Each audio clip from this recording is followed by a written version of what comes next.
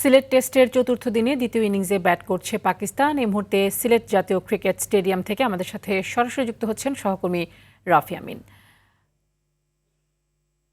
রাফি, চতুর্থ দিনে পিচের অবস্থা কেমন দেখছেন এবং এই উইকেট কাজে লাগিয়ে আসলে কত দ্রুত পাকিস্তানকে অল আউট করতে পারবে বাংলাদেশ?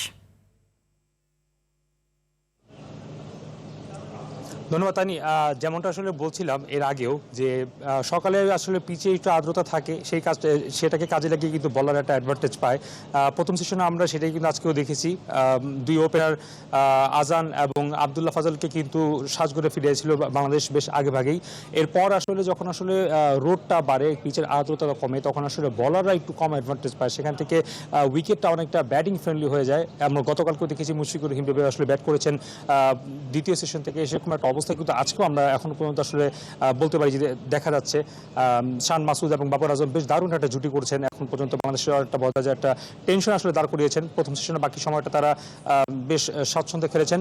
এখন দ্বিতীয় সেশনে দেখার বিষয় বাংলাদেশের হয়ে লিটন দাস এবং মুশফিকুর রহিম গতকালকে যেরকম একটা জুটি করেছিলেন, তারপর তাইজুলকে নিয়ে মুশফিক যেরকম একটা জুটি করেছিলেন, সেরকম একটা জুটি আসলে হয়তো বা আমরা আজকে পাকিস্তানের দিক থেকেও যে আসলে দেখি তাহলে খুব একটা বিষয় অবাক হওয়ার কথা না।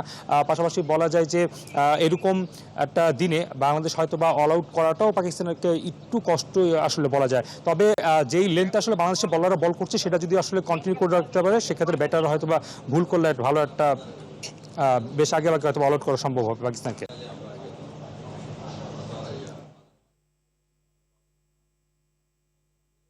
ধন্যবাদ আপনাকে।